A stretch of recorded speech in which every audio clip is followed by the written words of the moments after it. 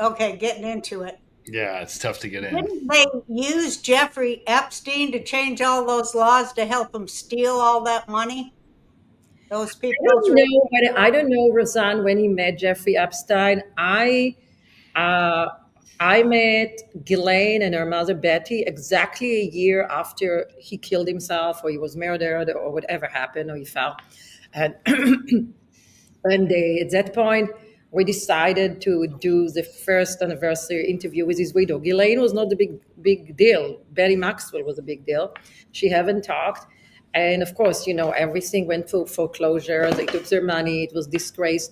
So they became from, you know, uh, what a fall from grace. Yeah. And I imagine that Ghislaine probably met Jeffrey Epstein around that time or a bit before when I put the effects together.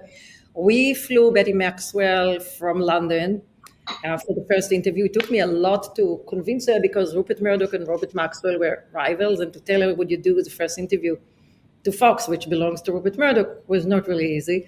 And I remember that Fox, we didn't have much money, right? So with their budget, she was really upset that she didn't that we didn't fly her first class Virgin. I said, no, it's like best business. She said, no, it's economy class. She almost didn't make the flight. So I said, don't worry, we're going to pamper you in New York. You'll be in a royal suite, and we didn't have budget.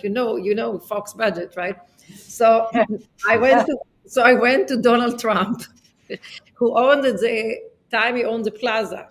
And I said, Mr. Trump, we will put you on the 10 o'clock news. We'll promote you. And I mean, because at the beginning I said, would you do me a favor? I mean, she's a widow. She doesn't have anything. Could we put her in the hotel for free? And would you also upgrade her to the presidential suite? I mean, on top of it. Donald, he said, so what's there for me? I said, well, we'll put the plaza at the footage and we will promote you 2 days in a row at the 10 o'clock news. And of course, he agreed because it was a great promotion.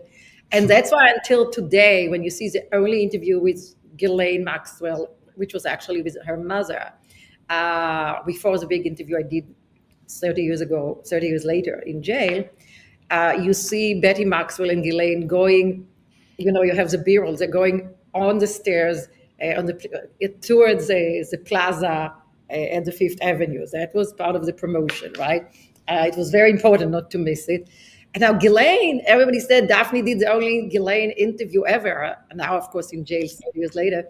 But funny, and people offered me when Ghislaine was arrested, people offered me like, I don't know, like $30,000 for 30 seconds of this interview. I mean, crazy money. But Ghislaine Maxwell was not the interview. We flew Betty, and then Betty said to me when I took her for dinner, I said, "Well, Ghislaine, my daughter lives in New York. Can she comes for dinner?" And I said, "Sure. What do you mean?" She came to dinner and she said, "Would Ghislaine be part of the interview?" So I called the vice president of Fox News and I said, "Well, what do you think? I mean, the yacht is on her name. Why won't we include her?" And he told me, "Well, she doesn't cost us money, right?" I said, "No, she lives here." Okay, so let's do it. So the interview was not Betty, not Ghislaine, it was Betty. 29 years later, it was suddenly, the early interview with Ghislaine Maxwell. Now, back to your question, I suspect, Roseanne, that's the time sort of that she met Jeffrey Epstein, um, because she didn't have anything, and she lived at the time in a very small studio. I remember it was 66 or Madison, something not far away from Fox, because after the interview, I went with the tapes instead of messengering. I was very snoopy. I wanted to see where she lived. So I went and delivered it. So it's a very fancy address, but it was a very small studio. And I suspect she said to me at the interview that a friend gave it to her. Putting one and one together, it was probably Jeffrey Epstein. So that's the idea. And from then, she rose very quickly. She said in my first interview that it was very important for her to make money because she wanted to help her mother. And she was very sweet at that time. And it was really important for her not to badmouth her father, which she was very close to, but said he also did good things, not only bad things, but also to say, yes, I'm working on projects to make money. That's my goal right now because I need to help my mother. So if you put one and one together, we're looking at November 92. And when I met her second time in 95, I did an interview with Hello, and then I didn't see her for years. Uh, she was already with Jeffrey Epstein, and I remember that a close friend of Leslie Wexner, the owner of Victoria's Secret, and mine, told me, since you're going to see Ghislaine, would you give her an advice that Jeffrey Epstein is never going to marry her? She's not going to be Mrs. Epstein. I mean, he loves younger girls. At that point, was not in Jake. I didn't know young girls what it means. I mean, it could be, Right. you know. You're thinking 20s. Yeah, exactly. Like Leo DiCaprio, right? 25 years the limit, right? And I remember I said to Ghislaine, Ghislaine, that's the message. And she hated it. She said, no, it's not true. It's like she really didn't want to hear it. She was working on being Mrs. Epstein. And maybe she was in love with him, or she was in love with the lifestyle, like the combination of her contacts with her and with his endless money. But she really didn't want to hear about Epstein not marrying her. And you're like right in the pocket. Well, so I mean, okay, so he grooms her into getting girls for him.